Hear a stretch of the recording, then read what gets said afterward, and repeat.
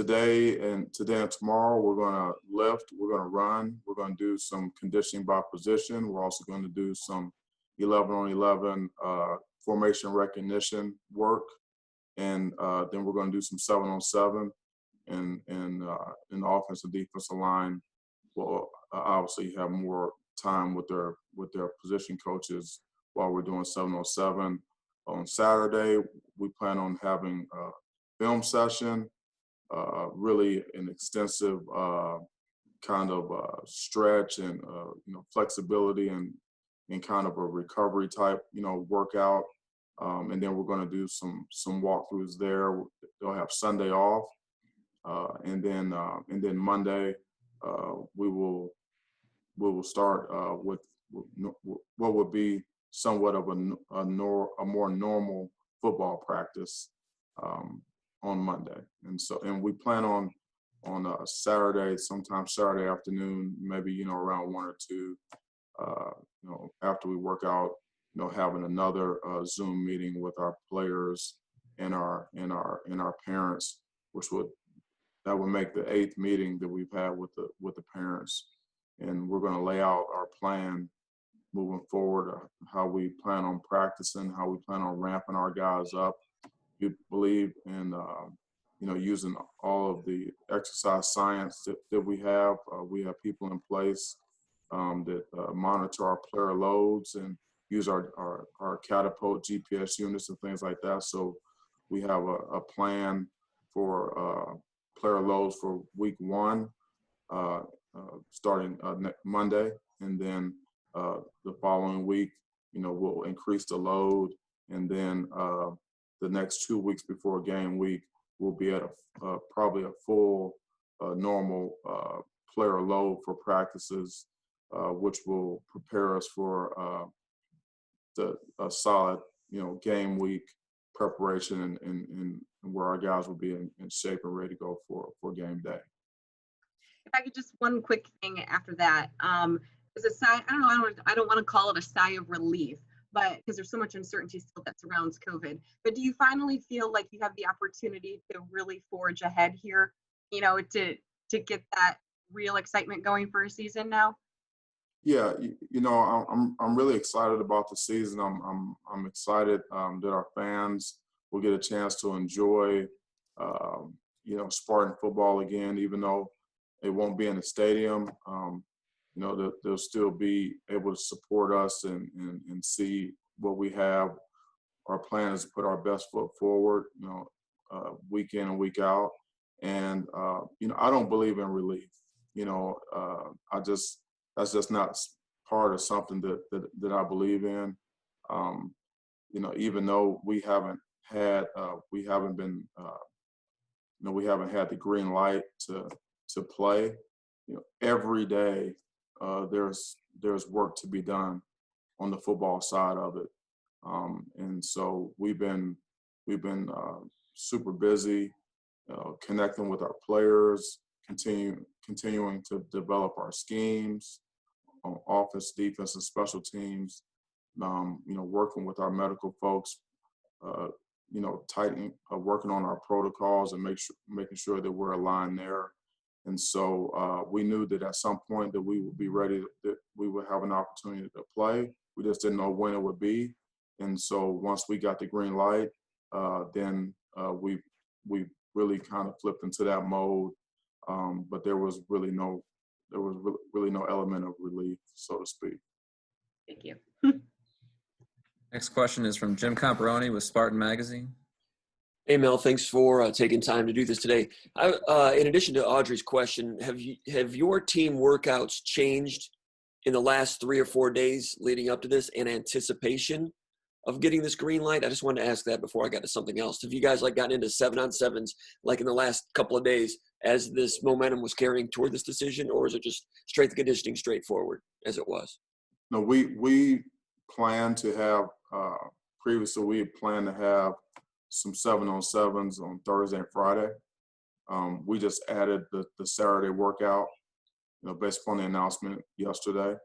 And so we haven't changed very much this week at all.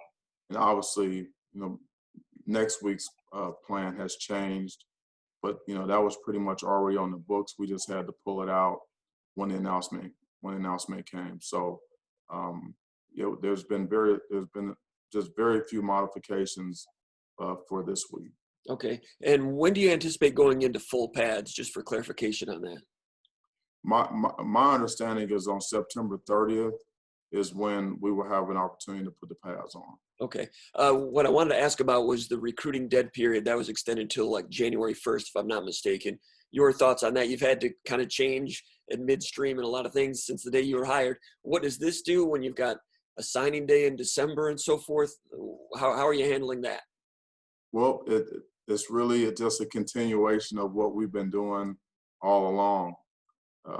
And so, we have a strategy in place to, recruit the best players based upon the circumstances that we have and the parameters that we're working under. And so we'll continue to do those things that we've done to secure the commitments that we have up until this point, and always working to get better and adapt and adapt and change based upon what we need to do to service those players and their parents, to make sure that they get all the information that they need to make an informed decision, which is a huge decision for them. And so we're just going to continue to work our process. I'm just very excited to get going for our players, for our staff, for the families, our university, our fans, and all of our supporters. I want to thank the Big Ten Medical Task Force for all of the work that they've done to help us get to this point. We've always said from the beginning that we wanted to play in the worst way, but we wanted to make sure that the safety and well-being of our student athletes, staff, and administrators were at the forefront, and that was the most important thing. And so, we have new information, and I was thankful for our presidents to revisit the issue, and based upon that new information from our medical folks, the presidents feel like everyone feels like it's safe for us to proceed and play. And so we're very excited about that. Our players have been working relentlessly since the postponement. I think maybe the postponement was on a Tuesday, and our players were back in the weight room 7 a.m. Wednesday morning. And so we've gotten a good solid probably 5 weeks of running and lifting, and we're actually in better condition now than we were when we started camp previously before the postponement. So I'm just excited to get going, and just looking forward to getting back out on the grass with our guys. Yeah, within the last week, it was brought to my attention that this could be a possibility.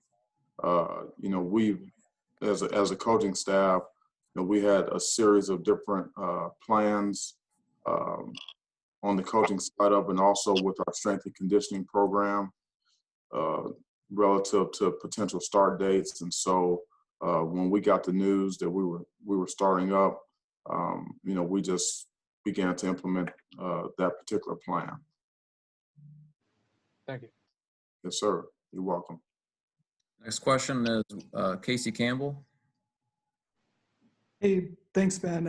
Mel, hope you're doing well, and hope everyone else is doing well on the call as well. Just go into this. I know you guys have not stopped workouts since the Big Ten announced, but what has this process been like for you, and what has the process been like for the team? Yeah, it's been very different than anything that I've ever experienced. But what we've learned during this process of COVID is that you really have to take it one day at a time. And we always knew that we wanted to play, and we always knew at some point that we will be able to play. We just didn't know exactly when. But when that time did come, when the time was right, we wanted to be ready. And so we were always operate on the information that we do have. And then based upon the information that we had on that day, we tried to get it right that day with whatever we were doing. And our attitudes of our coaching staff and our players have been great. And we've worked really hard to connect and communicate with our players to give them the most up-to-date information. We've had since mid-June, we've had 7 Zoom meetings with all of the parents. And I believe that has helped quite a bit just to make sure that everyone's on the same page and the lines of communication have been open constantly. Got it. Thanks, Mel. Thank you. Next question is Lindsey Huddleston. Mel, how are you? Thanks for being available. I posed the same question to Bill Beekman yesterday regarding social justice being the elephant in the room for the NBA and NFL getting back on track. From a mental toughness standpoint, what kind of counsel can you give your athletes with getting back prior to COVID, but also this social justice, these issues kind of looming in the background? Yeah, communication, education, and resources are what we've talked about, all summer. And so we've really worked hard to connect with our players, to support our players. We've had several meetings and with all of our players, so guys could express, how they feel about things. All of our players and also the coaches express, how they feel about social injustice and the things that have transpired over the spring and summer. And just by doing that and making sure the players know that we're supporting them, that has gone a long way, I believe. And then not only just that, but also some of the initiatives that we've implemented in terms of the education and the resources that we have provided, because our players want action, not just statements and words. And so there's been quite a bit of programming. I know Bill talked about that quite a bit previously, but there's been quite a bit of programming on our side with our team, guest speakers, and things of that nature, whether it's mental health, financial literacy, civil engagement, all of those things, all of those people in those discussions have really helped just help empower our players, educate our players, and they know that they have a platform. They know that we're going to support them, and they all know where I stand, because you can't lead a team if your team doesn't know where you stand. And I've communicated that on several occasions to our players, and it's a constant daily dialogue. My door is always open. I feel really good about how we've dealt with this and how we've communicated with our players, but it's a work in progress, and it's a daily process, and it's something that we're going to continue to work on daily. Okay. Thank you. Yep, thank you. Next question is Matt Charbonneau with the Detroit News. Hey, Mel, appreciate you taking the time. I wanted to ask, we saw, I think it was yesterday, Marcel Lewis had decided he had originally opted out of playing, decided he wanted to play this fall. I guess specifically with guys like Jacob Panasiuk, Jordan Reed, is there any update on those guys? Do they still plan on opting out? Do you know, are they reconsidering? Is there any other guys that have maybe made any decisions on that front over the past few weeks? Yeah, I don't have any updates today, but obviously within the next few days, that will all shake out. And if there's any opt-outs, that should be settled here probably within the next few days or so, and we'll know more then. But my stance has not changed. We're going to support our players regardless, whether they opt in or they've opted out. Everyone has a different circumstance, and we respect that, and we're supporting our players 100% with whatever they decide to do. Next question is with Graham Couch, the Lansing State Journal. You've been the coach of this team since February, Mel, but you've not had a proper real run up to what would be to a normal season. I'm wondering at this point how much you feel like you know about this team and know this team and know what they're capable of and what you have, and how much you really still need to learn in the next 4 weeks or so. I learn something new every day, and just working hard to connect with our players, and also with coaches that I haven't gone through a season with before. And so it's a process of getting to know. There's still a lot of evaluation that needs to take place, on the football field. But the things that I do know is that we got a great bunch of guys that are high character guys that love football, that like to work hard. They love what we're doing in the weight room. They've embraced our new coaching staff and our schemes, offense, defense, and special teams, and they're excited to play. And so, we'll continue to evaluate, as we get on the practice field, and we'll get to know our players, better and better every day. Next question is with Jason Lewis. Hey, Mel, kind of to build off that a little bit, obviously when you took over, you didn't expect your first year to go the way that it has, but after the season was originally postponed, I talked to Courtney Hawkins, one of your new coaches too, and he was saying that this is kind of, in a way, the delay, a benefit for you guys, giving you that opportunity to get to go know the guys better, get some install, and having the guys understand what you want from them. Talk to me a little bit about those benefits and how maybe, this extra 5 weeks is really going to help you guys coming into your first season. Yeah, we just want to make the most of all of the opportunities that we have, whether it's in season or out of season, or if we're playing or not, and we've taken full advantage of the time that we've had. We put our players right back in the weight room with Coach Novak and his staff with strength and conditioning, running and lifting, and they've embraced that. We feel like that our team is in better condition than they were 5 weeks ago, and that's been a positive. And then we've continued to reach out and connect with our players and with their parents, and keeping them up to date, and so and keeping them engaged and letting them know that we're here for them. We care about them. Obviously, academics is a part of what we're doing now. Players have an academic load as well as a athletic load, and balancing those two. And so we're supporting them, every way that we can. I've been really impressed and proud of our coaching staff and our administration, with our team doctors and our trainers. Everyone's been just really focused on the student athlete and their well-being, and we've worked really hard to be on the same page and be aligned, and always keep the student athlete front and center.